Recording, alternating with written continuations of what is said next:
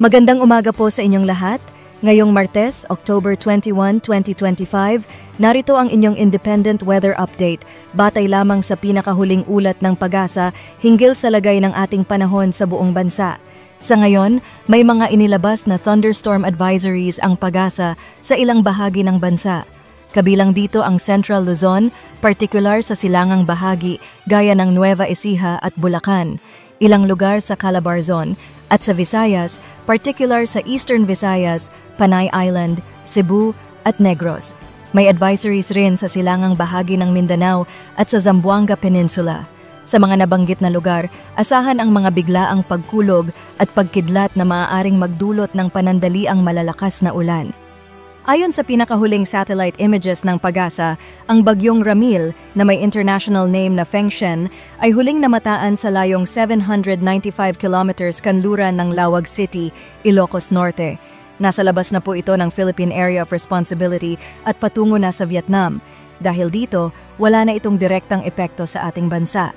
Sa kasalukuyan, easterlies o mainit na hangin mula sa karagatang Pasipiko ang nakakaapekto sa ating bansa. Ito ang magdadala ng mga pag-ulan sa bahagi ng Batanes, Eastern Visayas, Caraga at Davao Region.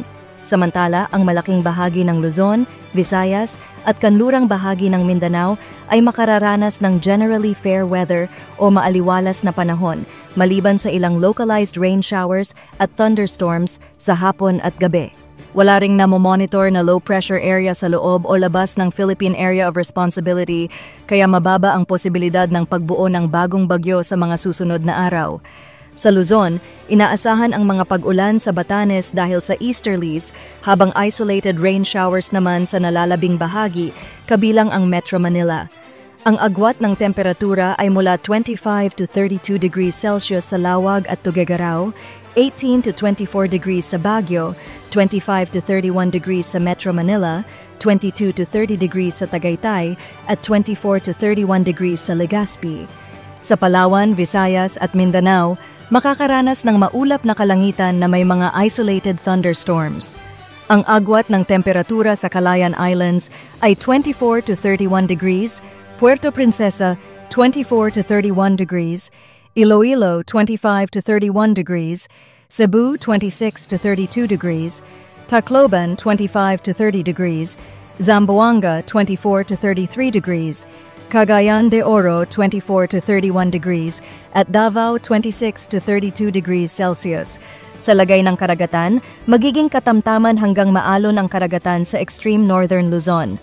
Bagaman wala pong nakataas na gale warning, pinapayuhan pa rin ang mga mangingisda at maliliit na sasakyang pandagat na mag-ingat, lalo na kung may kasabay na thunderstorms. Para sa mga susunod na araw, asahan na patuloy ang maaliwalas na panahon sa malaking bahagi ng bansa, maliban sa silangang Mindanao kung saan posibleng magkaroon ng mga pag-ulan dulot ng easterlies. Sa kalagitnaan ng linggo, posible nang magsimula ang northeasterly wind flow o simula ng panahon ng amihan, na karaniwang dumarating sa pagtatapos ng Oktubre hanggang unang linggo ng Nobyembre. Bilang isang independent weather forecaster, patuloy kong ihahatid sa inyo ang opisyal na datos ng Pag-asa upang manatiling handa at ligtas sa anumang pagbabago ng panahon. Manatiling nakatutok para sa mga susunod na update.